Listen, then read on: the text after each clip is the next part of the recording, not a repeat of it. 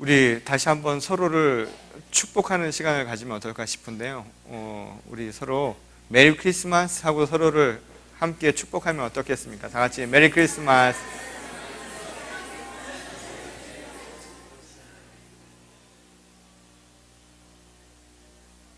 오늘은 복된 성탄 주일입니다. 그리고 이제 며칠 뒤면 크리스마스가 오죠.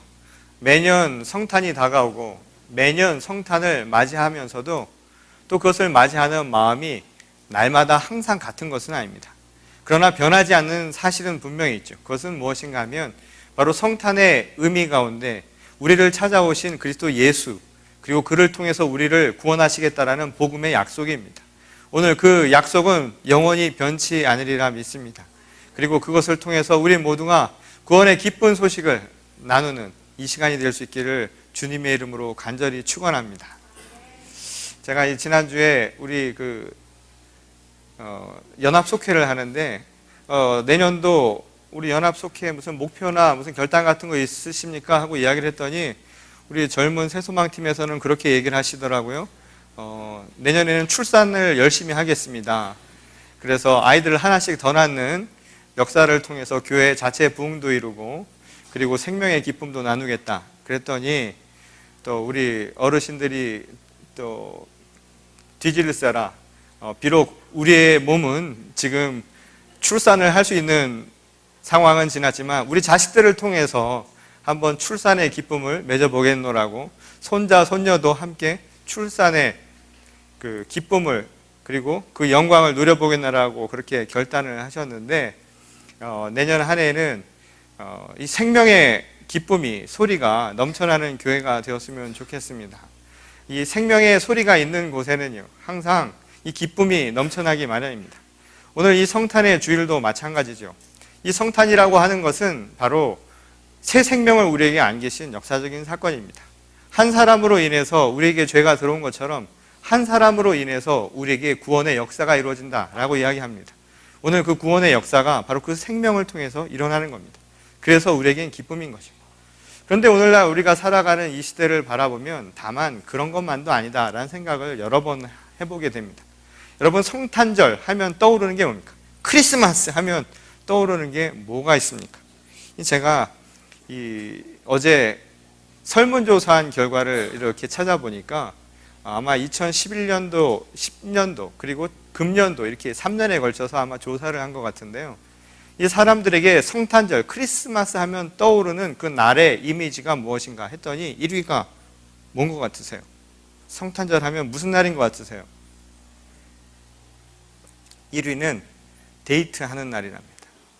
데이트. 설렘이죠. 그래서 성탄절 하면 사람들이 설렌다라는 거예요. 저희 교회는 설레는 분들이 없으신 것 같은데 그런 분들을 위해서 두 번째 이 성탄절 하면 떠오르는 날이 무슨 날인가? 피곤한 날. 피곤하다는 거예요. 뭐 데이트하러 나갈 데도 없고 또 아이들만 있으면 또 결혼한 지 오래된 분들은 뭐 서로 챙기기 바쁘니까 나름대로 피곤한 날이고 또 어디 가면요 한국 같은 데도 그렇고 여기도 이 도심에 나가면 성탄절에 얼마나 사람들이 많습니까? 정말 치일 정도로 많죠. 그래서 많은 사람들이 피곤한 날로 기억한다는 겁니다. 세 번째로는 무슨 날인가? 여러분들이 생각하는 것처럼 돈 드는 날. 돈이 많이 든다. 왜냐하면 그때는 마음속에 여러분들이 뭘 생각하세요? 선물. 혹시 선물 하나 받을 수 있지 않을까? 이런 생각들을 하지 않습니까? 또 줘야 되고요. 선물을 주고 받는 날로 기억한다는 겁니다. 그래서 사람들이 이 성탄하면 떠오르는 여러 가지 날이 있겠지만 이미지가 있겠지만 그런 세 가지로 기억한다라고 하고요.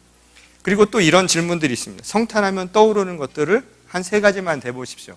했더니 사람들이 무엇을 이야기했겠습니까? 여러분은 무엇을 이야기했을까요? 성탄절 하면 떠오르는 것 하면 뭐가 떠오릅니까? 하나는 많은 사람들이요 크리스마스 장식들, 그래서 크리스마스 트리 같은 것들을 떠올리게 된다는 겁니다. 그리고 두 번째로는 보는 게 아니라 듣는 거죠. 여러분 듣는 거 뭐예요? 복음이란 소리가 잘 안 들어오네요. 복음 그럴 줄 알았는데 성탄하면 떠오르는 소리는 캐롤송들이랍니다. 거리에서 들려오는 캐롤송들이 사람의 마음을 그래서 이렇게 녹이는 것 같고, 그래서 이제 겨울이 왔구나, 이제 성탄절이 됐구나, 이제 연말이 됐구나, 이런 생각을 한다고 합니다. 그러면 성탄하면 떠오르는 사람은 누구겠습니까? 가장 많이 떠오르는 사람들은 누구겠어요? 저렇게 아기 예수님하고 정답을 이야기하면 얼마나 좋겠습니까? 많은 설정인 것 같지요? 준비된 대답인 것 같은데 많은 사람들은 산타클로스를 떠올린다고 합니다. 성탄절은 산타클로스가 우리를 찾은 날이다 라는 얘기를 합니다.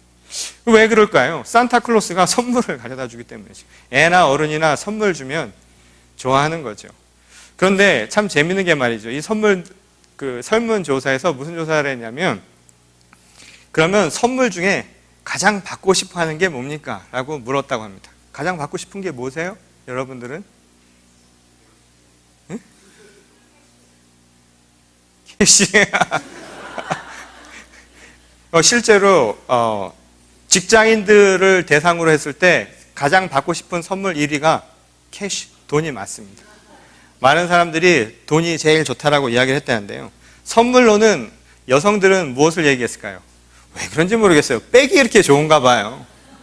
백. 그래도 그 앞에 그냥 백이면 안 되죠. 뭐가 붙어야죠. 명품이면 더 좋은 거죠. 명품 백. 그리고 큰 거 별로 안 좋아합니다. 남성분들이 잘 알아두셔야 되는데 여성들 큰 거 안 좋아해요. 작은 거 있잖아요. 작은 거. 아주 빛나는 거. 이게 귀 같은데 이런 게 하는 거 있잖아요. 얼마 안 하는 거 있잖아요. 뭐 3캐럿 이 정도 되는 거. 그런 거 해주면 여성들이 가장 좋아한다는 겁니다. 남성들은 뭐를 꼽았냐면 대개가 셀폰 또는 컴퓨터 같은 이 가전 제품들을 가장 받고 싶은 선물로 꼽았다는 겁니다. 그러면요, 가장 받기 싫은 거는 뭘까요? 이거 잘 알아야 됩니다. 선물 주고도 욕먹는 거 1위가 뭔 거 같으세요?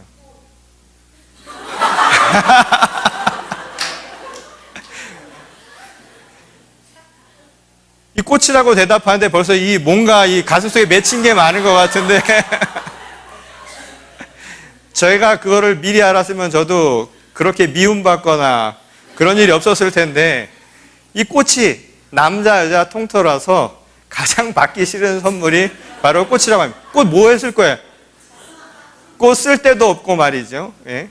그런 거 뭐 먹을래야 먹을 수도 없는 거고, 저도 꽃을 몇 번 줘봤더니 어느 날 집에 가서 보니까 꽃을 거꾸로 매달라 놨더라고요. 그게 말리는 건데 저는 그걸 말린다는 걸 모르고 꽃을 거꾸로 놔가지고 저것은 저에 대한 저주나 보복이 들어있는 게 아닌가 이런 착각을 해갖고 오해를 해서 한동안 꽃을 선물한 이후에 대화가 끊긴 적이 있었습니다. 이 꽃이라고 하는 것이 남녀 통틀어서 가장 받기 싫은 선물이라고 합니다. 두 번째는 뭘까요? 참 학생답지 않은 대답인데 정답입니다. 사람들이 주고도 욕먹는 선물 2위가 책이라는 거예요. 꽃과 책. 어떻게 보면 참 낭만적이지 않습니까? 꽃과 책을 줄 때 비로소 뭔가 사랑이 완성될 것 같고 이 설렘이 완성될 것 같은데, 실상 사람들은 그것을 가장 받기 싫은 선물이라고 꼽는다고 합니다. 제가 지금 이야기한 모든 것들을 한번 잘 생각을 해보십시오. 어떻게 보면 우리가 세상을 살아가면서 드러나는 이 화려한 모습들, 이게 성탄절의 모습인지 모릅니다. 그리고 겉으로 주고받는 것들이 이 성탄절에 나타나는 아주 평범한, 그러나 성탄절을 가장 잘 나타내는 모습이라는 거죠. 어떤 의미에서 본다면 이런 성탄절이라도 없으면 어떻게 하겠습니까? 네? 혼자서 그냥 방에 콕 박혀서 살아가는 사람들에게 그나마 성탄절이 함께 나눔의 시간도 주고 누구에게 자기의 마음을 표현할 수도 있는 시간이니까, 실상 이런 일들이 일어난다고 하는 것이 결코 나쁜 일은 아닙니다. 그리고 이런 일쯤 있어야 세상을 살아가는데 때로는 삶의 활력소가 되기도 하죠. 근데 중요한 것은 가장 중요한 성탄의 의미, 왜 우리가 이 성탄을 맞이하고 있고 또 성탄을 통해서 이 크리스마스의 의미를 되새겨야 하는가에 대한 본질에 대해서는 우리가 그것을 잊어버려서는 안 된다는 이야기입니다.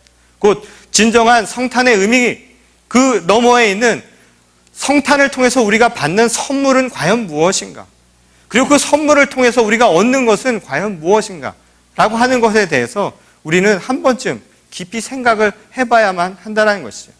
그런 의미에서 우리가 성탄절의 의미를 이 시간 되돌아봄으로써요, 때로는 주고받는 선물을 통해서 기쁨도 활력소도 진정한 의미가 배가 될 수 있다라는 사실입니다. 오늘 본 말씀을 통해서 우리는 진정한 성탄의 의미가 무엇인가 하는 것을 한번 되돌아보려고 합니다. 진정한 성탄의 선물, 과연 그것은 무엇일까요? 이 예수께서 우리에게 말씀하신 비유 가운데 포도나무의 비유가 있죠. 여러분, 포도나무의 열매는 무엇입니까? 제가 몇 번을 여쭤봤는데도 자꾸만 이게 뭘까라고 생각하는 분들이 있어요. 포도나무의 열매는 뭐예요? 포도죠. 왜 이렇게 어렵게들 생각을 하십니까? 그러면 크리스마스의 선물, 크리스마스의 열매는 무엇입니까? 바로 크라이스트, 바로 그리스도라는 사실입니다. 이것은 바뀔 수 없는 분명한 사실인 거죠. 오늘 우리가 성탄을 통해서, 크리스마스를 통해서 얻는 선물은 다른 것이 아니라 바로 그리스도, 바로 아기 예수가 우리에게는 가장 큰 선물이라는 사실입니다. 근데 왜 그분이 선물일까요? 왜 그분이 우리에겐 열매일까요? 오늘 본문은 그에 대해서 분명하게 이야기를 해주고 있죠. 오늘 본 말씀 21절에 보면 천사가 육신의 아버지죠, 아기 예수의 아버지인 요셉을 찾아와 그에게 하는 이야기가 있습니다. 오늘 그 이야기를 통해서 이름에 대한, 어떻게 이름을 지을 것인가에 대해서 분명하게 얘기를 해주죠. 요셉에게 천사가 이야기한 이름의 제목이 무엇이었습니까? 이름을 무엇이라 지으라 이야기합니까? 예수라 이름 부르라 라고 이야기합니다. 오늘 우리를 찾으신 분, 이 크리스마스의 선물인 바로 그 아기 예수, 그 아기 그리스도, 그의 이름을 예수로 불러라. 이것이 바로 하나님께서 천사를 통해 전해준 말씀이었다는 겁니다. 근데 그 예수라고 하는 이름이요, 오늘날은 흔한 이름 아닙니까? 저도 학교에 식당에서 일할 때 전 예수님 말씀 들으려고 여기 유학을 왔는데 신학교에 갔더니 그 식당에서 일하는 사람 중에 대부분이 다 헤수스예요. 다 예수님들이시더라고. 그때는 웃고 말하는데 지금 생각해 보니까 헤수스, 작은 예수들을 만나서 삶에 대한 모습들을 제가 많이 깨우치게 됐는데요. 근데 이 예수라고 하는 이름의 히브리어, 원래 유대인들이 썼던 히브리어의 이름이 여호수아입니다. 여호수아. 곧 예수라는 이름은 여호수아의 그리스식, 헬라식 표현입니다. 그런데 이 여호수아, 예수라고 하는 이름의 의미가 무엇인가? 오늘 주님이, 하나님께서 우리에게 선물을 주셨는데 그 아기를 주셨습니다. 근데 그 아기가 왜 우리에게 선물인가? 그의 이름을 통해서 알 수 있다는 거죠. 예수라는 이름입니다. 여호수아라는 이름인 거죠. 그 이름의 의미가 무엇인가? 바로 주님이 너희를 구원하실 것이다 하는 말씀이라는 겁니다. 곧 그가 선물인 것은 다른 게 아닙니다. 그가 우리를 구원하실 분이기 때문이라는 거죠. 그분이 바로 우리 삶의 주인이 되어주셔서 죄 가운데 빠진 우리를 죄가 아니라 생명의 땅으로 인도해 가실 바로 그리스도 메시아라는 사실을 분명하게 이야기해주고 있다는 겁니다. 여호수아가 그들의 백성들을 이끌고 가나안 땅으로 들어갔던 그 역사처럼 오늘 예수께서 우리를 죽음의 땅이 아니라 바로 생명의 땅, 하늘의 땅으로 우리를 인도해 가신다라는 말씀인 겁니다. 근데 이 구원이라고 하는 말은 무언가를 분명하게 우리에게 얘기해 주죠. 구원이라고 하는 것은 우리를 살리는 그 무언가를 뜻하는 말 아닙니까? 그런데 오늘 본문 말씀은 그 구원의 구체적인 모습을 또 다른 이름을 통해서 우리에게 알려주고 있습니다. 오늘 본문 말씀 23절에 보면 그리고 요셉에게 또 이야기를 하죠. 그의 이름이 무엇이라 이야기합니까? 바로 오래전 이사야 선지자를 통해서 전해주었던 그 말씀을 우리에게 다시금 상기시키고 있습니다.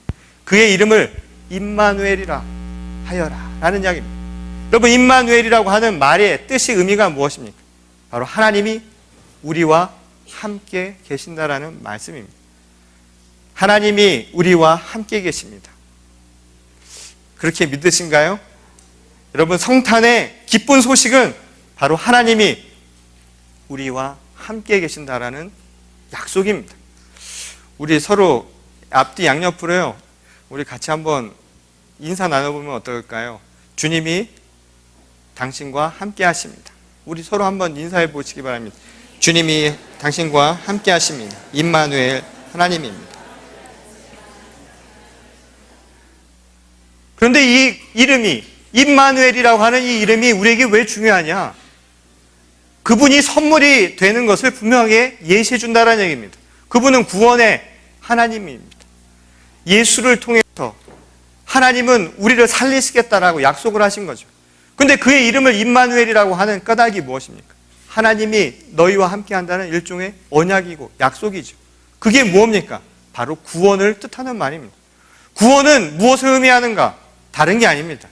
구원은 곧 하나님이 우리와 함께 하는 것, 그게 바로 구원입니다. 어느 누가 이야기하지 않습니까? 내가 지옥에 가더라도 그곳에 하나님이 계시면 나는 그 지옥에 당장 달려가리라 이야기했던 것처럼 우리에게 구원은 다른 것이 아니라 바로 하나님이 나와 함께 계신다라는 것이 바로 구원의 증표라는 사실인 거죠. 그리고 그 증표로 바로 아기 예수를 우리에게 보내어 주셨다는 겁니다. 그리스도가 선물인 까닭이 바로 여기 있습니다. 그리스도가 선물인 것은 다른 것이 아니라 우리를 살리시기 때문입니다. 우리를 구원하시기 때문입니다. 근데 그 구원은 다른 것이 아니라 바로 하나님이 우리와 함께 계신다라는 그 약속, 그것이 바로 우리를 구원하는 겁니다. 그러니 오늘 우리가 살아가면서요, 여러분 구원의 그 기쁨을 어떻게 누리십니까? 다른 것이 아닙니다. 바로 그리스도가, 바로 하나님이 우리 안에 함께 계실 때, 내가 그리스도의 현존을, 그리스도께서 나와 함께 계심을 내가 체험하고 느낄 수 있을 때 바로 우리는 구원에 초대받은 것이며 바로 그 구원의 역사 가운데 있게 된다는 것을 여러분 기억하시기 바랍니다. 우리가 지난주에 이야기했던 것처럼 그래서요, 사랑이 있는 곳에 하나님이 계신다는 말을 잘 기억해야 합니다. 사랑이신 하나님이 우리와 함께 하시는 것은 다른 것이 아니라 사랑이 있는 바로 그곳에 하나님도 함께 계신다는 것이죠. 그래서 미가서의 이야기처럼요, 선한 것 역시 마찬가지입니다. 하나님과 동행하는 것이 선한 이유가 바로 여기 있는 겁니다. 임마누엘, 그것이 구원이라는 이야기입니다. 그렇기 때문에 우리는 악한 길을 가는 것이 아니라 바로 하나님과 함께하는 선한 길을 걸어갈 수 있게 된다는 것이죠. 죄라는 것은 다른 것이 아닙니다. 하나님과 멀어진 것, 하나님의 뜻이 아닌 것, 하나님의 말씀에 어긋나는 모든 것이 그래서 죄라는 사실인 거죠. 그러니 오늘 우리가 죄가 아닌 구원 가운데 있기 위해서 구해야 할 것이 무엇입니까? 여러분, 임마누엘, 하나님과 함께 하시기를 바랍니다. 그것이 바로 우리가 가야 할 길이라는 거죠. 이것이 바로 예수 그리스도께서 이 땅 가운데 오신 이유입니다. 그리고 그분이 바로 우리에게 선물인 까닭인 거죠. 근데 오늘 본문 말씀은 이 선물을 받아들이는 사람들의 모습, 누구에게 바로 이런 선물들이 주어지는가? 그리스도가 누구를 향해서 누구에게 선물이 되기 위해서 찾아왔는가라는 이야기를 오늘 본문 말씀은 얘기해 주고 있습니다. 실상 오늘 본문 말씀은요, 성탄절과 관련된 여러 사람들 중에 여기에만 나오는 바로 육신의 아버지 요셉에 대한 이야기를 담고 있는 내용입니다. 많은 사람들이 성탄절 하면 마리아 이야기는 많이 하지 않습니까? 특히 카톨릭 같은 데는 얼마나 많이 이야기를 하고 있습니다. 그리고 꾸밀 때도 말이죠, 동방의 박사들, 그리고 목자들, 목동들, 이들에 대한 것은 사람들이 생각하면서도 성탄하면 까먹고 지내는 사람이 누굽니까? 요셉입니다. 어떻게 보면 참 안타까운 일이죠. 예나 지금이나 거기나 우리 땅이나 아빠는요, 껍데기라는 것을 이 성서에서 아주 여실히 증명해주는 대목이 아닌가라는 생각을 해봅니다. 근데 이 껍데기 같은 요셉을 통해서 오늘 중요한 사실을 가르쳐주고 있다는 겁니다. 선물이신 아기 예수가 어떤 이들에게 나타나는가? 오늘 본문 말씀은 껍데기 같은 삶을 살았던 요셉, 그리고 그와 정혼했던 마리아의 이야기를 통해서 예수께서 어떤 이들, 숨막히며 살아가는 아주 평범한 사람들에게 찾아오고 있다는 사실을 가르쳐주고 있죠. 오늘 본문 말씀을 보면 특정한 상황이 벌어지고 있음을 우리에게 가르쳐주죠. 어떤 상황이 벌어졌습니까? 당시 요셉은 마리아와 정혼한 사이입니다. 약혼한 사이였죠. 약혼한 사이였는데 무슨 일이 벌어졌습니까? 잠자리도 같이 하지 않았는데 아이를 뵌 겁니다. 아이를 잉태한 겁니다. 한번 생각을 해보십시오. 어땠겠는가? 마리아가 어땠을까요? 마리아는요, 하늘이 무너지고 땅이 꺼지는 것 같은, 세상이 무너질 것 같은 상황에 처해 있었을 겁니다. 한번 생각을 해보십시오. 당시 유대 율법에 의하면 이런 상황 속에 있는 여인은요, 살 수가 없습니다. 공개 처형의 대상이죠. 오늘날 중동 사회를 보면 여전히 이슬람 법에 의해서 불륜이나 또한 정혼 상태에서 다른 사람의 아이를 뵌 여인은 그냥 두질 않습니다. 자신의 생명이 위협을 당하고 있는 이런 현실. 근데 아무 일도 자신은 행한 게 없는데 자신에게 와서 해주신 말씀이라고는 지금 내가 너를 통해서 그리스도 예수를 내보낼 것이다, 성령으로 잉태하게 만들었다는 그 말 한마디뿐 아닙니까? 그런데 그거를 누가 믿어주겠습니까? 자기 스스로도 그 사실을 어떻게 믿기 어려운 상황 속에서 많은 사람들이 그것을 어떻게 나타낼까? 분명 두렵고 그리고 힘든 상황이었을 거라는 생각을 해보게 된다는 거예요. 마리아만이 아니죠. 여러분, 요셉은 어땠겠어요? 요셉도 결혼을 앞두고 있는데 자기가 사랑하는 여인이 지금 아이를 뱄다 이 말입니다. 손목 한번 잡아보지 않은 사이인데 아이를 뱄다고 하는 이 상황이 얼마나 답답했겠습니까? 얼마나 힘들었겠습니까? 지금 이 상황은 결국 우리에게 무엇을 얘기해 줍니까?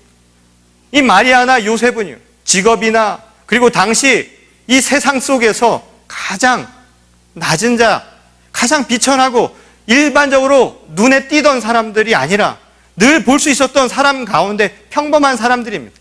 그 중에서도 자신의 삶 속에 내가 어떻게 할 수 없는, 이것은 자기의 뜻대로 되는 것이 한 가지도 없는 상황 아닙니까? 내가 하려고 해서 된 것도 아니고 내가 부정을 저지르려고 해서 된 것이 아닌 그저 어쩌다 보니 일어난 이 상황 속에 있었던, 그래서 내 삶이 무너질 것만 같은, 그래서 아주 힘든 상황에 있었던 두 사람의 이야기라는 것이죠. 여러분들이 자기 얘기가 아닌 것 같아서요. 남의 일이라고 지금 표정들이 전혀 변화가 없으신데, 내가 그 입장이라 한번 생각을 해보세요. 내가 마리아고 내가 요셉이라고 한번 생각을 해보십시오. 이게 보통 일이 아니다 이 말입니다. 오늘 예수께서 선물로 우리를 찾아주시는데요, 어떤 사람들을 찾아오는지 아십니까? 세상이 꺼진 것 같은 사람들이에요. 세상을 살아가면서 내 힘으로는 한 가지도 이루어질 수 없는 그런 각박한 상황 속에서, 급박한 상황 속에서 살아가는 사람들, 바로 그들에게 선물처럼 주어진다는 이야기입니다. 새로운 하늘, 새로운 땅을 만드셔서 하늘이 꺼지고 땅이 무너질 것 같은 이 현실을 다시금 세워주는 선물이 바로 그들에게 주어진다는 것이죠. 이것이 바로 이 성탄을 통해서 예수 그리스도를 통하여서 선물로 우리에게 다가오는 모습이라고 오늘 본문 말씀은 이야기를 하고 있다는 겁니다. 그리고 또 다른 모습을 이야기해 주죠. 어떤 사람들에게 오는지 아십니까? 오늘 본문 말씀 19절에 보면 요셉을 의로운 사람이다 라는 이야기를 합니다. 여러분, 성탄, 크리스마스의 선물은 바로 의로운 사람들에게 주어진 축복입니다. 의로운 자들에게 주시는 하나님의 선물이라는 거죠. 그럼 의로운 사람이라는 게 누구입니까? 이 요셉과 같은 일을 의롭다라고 이야기를 하는데, 당시 유대 사회의 상황을 보면 의롭다 하는 것은 다른 것이 아닙니다. 의로운 것은 하나님의 말씀, 곧 율법에 합당하게 살아가는 사람들이 의로운 사람입니다. 법을 잘 지키는 사람이죠. 이 사람들이 의로운 사람들이다 하는 것이 당시 유대 사람들의 공통된 생각이었다는 겁니다. 그래서인지는 모르겠지만 이 요셉 역시도 율법에 대한 사실을 잘 알고 있었습니다. 그런데 이 요셉이 마리아에게 행한 모습을 보면 다만 그가 행했던 것이 율법에 의한 것만이 아니라는 사실을 우리는 보게 된다는 거예요. 이 당시 정혼한 여인이 다른 남성의 아이를 얻는다, 이런 상황에 처해 있을 때 그에 대한 법적 조항이 있습니다. 이 신명기서 22장 23절에서 24절을 보면 그에 대해서 어떻게 행하는가, 율법에 의하면 공개 처형입니다. 돌로 쳐서 여인을 사람들 보는 앞에서 죽이는 겁니다. 마치 가늠한 여인에게 행했던 그 처벌처럼요, 마리아도 죽음을 면키 어려운 상황이었다는 겁니다. 요셉은 그것을 알고 있었죠. 근데 또 다른 법 조항이 있습니다. 그것은 같은 신명기서 24장 1절 말씀인데요, 두 사람 이상의 증인 앞에서 이혼 서류를 써주는 겁니다. 이혼장을 써줘서 그를 살려주는 또 다른 법이 있었다는 거죠. 요셉은 그것을 알고 있었던 사람입니다.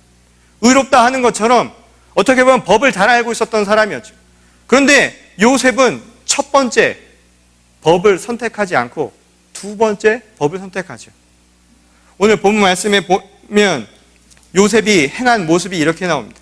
정혼한 여인이었던, 자기와 정혼했던 마리아에게 아이가 있다라는 사실을 알게 되고 어떻게 합니까? 그를 위해서 스스로 파혼을 결정을 한다라는 대목이 나옵니다. 이혼 서류를 써주겠다라는 이야기입니다. 그래서 그가 죽을 고비를 넘겨주겠다라는 것이 그의 생각이었다는 거죠. 근데 그 바로 다음에 그 이유에 대해서 이렇게 이야기합니다. 무엇입니까? 왜 그와 파혼을 했습니까?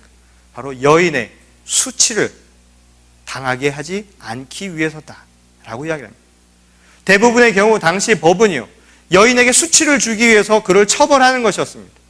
첫 번째 방식으로 공개 처형을 하는 이유는 뭐겠습니까? 남자가 여자를 그렇게 만드는 까닭은 무엇입니까? 자기도 모르는 아이를 뵌 여인을, 부인을, 결혼할 여인을 처벌하게 만드는 까닭이 뭐겠습니까? 분노 아닙니까? 분노. 그 분노는 어디서 나왔습니까? 자기로부터 나온 거 아닙니까? 감히 어떻게 나한테, 그리고 내가 받은 상처에 대한 보복 아닙니까? 일종의 법이라고 하는 것이요.